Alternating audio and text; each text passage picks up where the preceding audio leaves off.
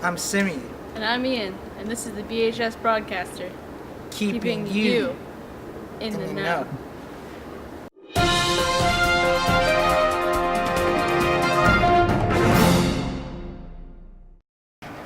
The lunch schedule continues to be a hot topic among students. Recently, students had some conversations about what changes they'd like to see in the coming months.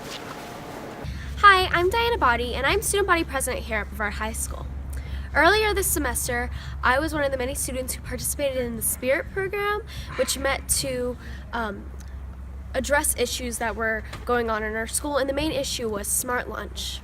Advocating for the Smart Lunch schedule, we're trying to get everybody's input, all the students' input, all the teachers' input, to try to make it a lunch that everybody will like. We're working right now, we're working very hard to try to get a new lunch schedule in place by second semester. Being student body president, I want a lunch schedule that will help everybody, that will make everybody happy, students and teachers. As the new season arrives, the last one comes to an end. On December 15th, our fall sports teams had a banquet commemorating their seasons. Here are some highlights from the event. I think it was a great turnout last night. Very great celebration, a lot of great accomplishments this past fall. As I told everyone last night, we celebrated a team state championship, 2 conference championships, numerous all-conference championships, 5 Player of the Year awards, 2 Coach of the Year awards, some regional championships, regional runner-ups. We just had a lot of success this past fall. Most success Brevard High School's had in a long time. Really rejuvenated our athletic program, and it also brought back a lot of community and school pride that had been missing. And congratulations to Craig Pritchett, who recently was nominated as Coach of the Year by the Western North Carolina Athletic Association. Coach of the Year is always a goal in the back of your mind individually, but leading the program, my focus was always on the team. I think the accomplishments the team had, and the coaching staff was able to lead the team through with the 10-win season, the conference championship, and all that. I think it was at the top of the goal list. Coach of the Year is a nice honor, but when you come down and say you're conference champions and able to go the second round of playoffs like we did this year, I think that's far greater. Great honor, huge honor for the team and the program. Obviously, I think it's a testament to our coaching staff and to the players we had this year and the success they were able to find. I mentioned in the newspaper it'd be a lot better to say Coach and Staff of the Year instead of just one Coach of the Year, but it is a huge honor. Great job, Coach. The equine science class recently went to tour the Baltimore horse barns. We asked a few of the students about the trip. Last week on Wednesday, December 7th, Equine Science 1 class got to go and tour the Biltmore Estate Equestrian Center. And so it was a really great experience for those students because we've been studying a lot about equine business and about the equine industry and how you can be successful in that. And so they got a tour from the barn manager, Elizabeth McLean, and they got to see how the business incorporated into the Biltmore estate. And so it was a really great experience for students, and they got to see a little bit about how the equine industry works in our area. Student Council recently concluded Winter Days, a fundraiser to help buy presents for children in foster homes. We talked to Student Council member Allie Henneberry to find out more. Winter Days is a fundraiser put on by the BHS Student Council. What we do is we raise money from local businesses and people here at the school and individuals around the community, and we use the money that we raise to buy gifts for foster children that are in our county that otherwise would not have a Christmas. So this year we raised over $2,600, and we used that money to buy gifts for over 50 children in the area that would not have a Christmas without our gifts that we bought for them. Many students and volunteers recently gathered in the BHS cafeteria to assemble food packs for children in need.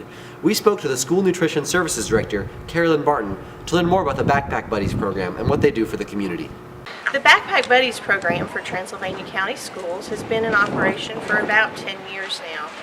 This program benefits children in our community who may be in insecure situations and may have inadequate food for the weekends. If a student or their family is in need, it helps the students remain engaged in school, be healthier, and they're more likely to be successful academically if they're not worried about having adequate food at home. We currently serve 340 children per week.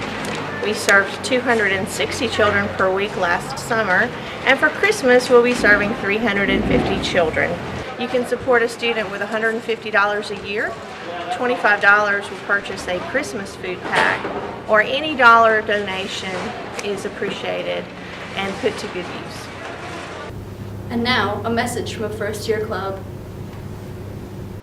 Hey BHS! Or the officers are sad. Our plan for this year is to promote safe dating and healthy relationships. We need your help in making an educational video that we broadcast across the school.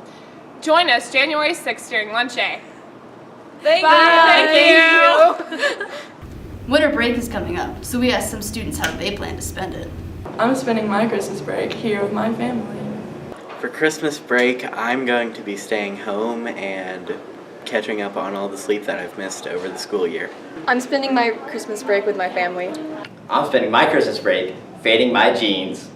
For Christmas break, me and my family are going to do my tradition, hanging ornaments. And also for new tradition, I'm going to help my mom out for baking because I love cookies to bake. Over break, I'm gonna sleep. I'm probably going to go to the doctor. Science students at BHS created small-scale renewable energy resources. We talked to them to learn more about their projects. On our project, we tested different concentrations of water to ethanol, and looked at the energy output produced by that concentration. We learned how renewable energy can be used in many different ways that you probably never would think would be possible.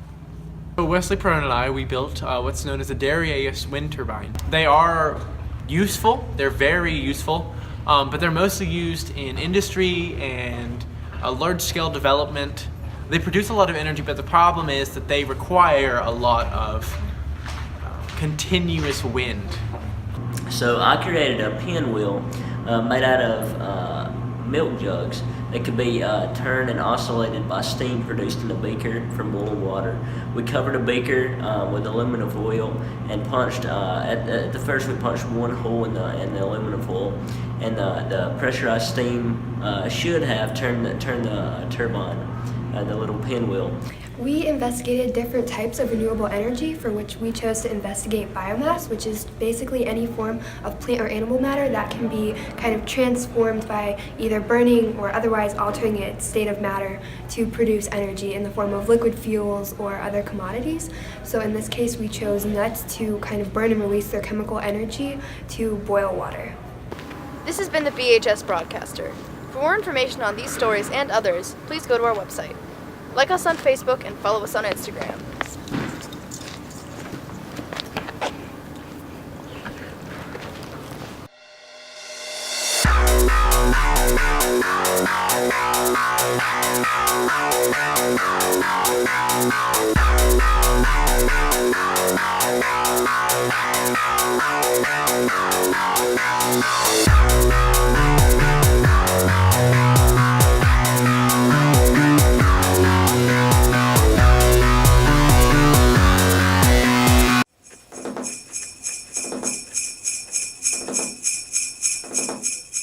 So let's get right into business. This year we tried to invest in way too many things.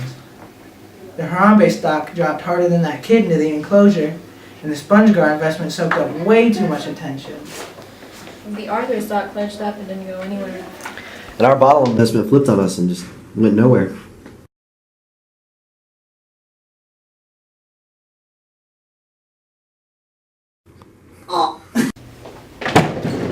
What about a yearbook? Have yourself a merry little Christmas. Make the Yuletide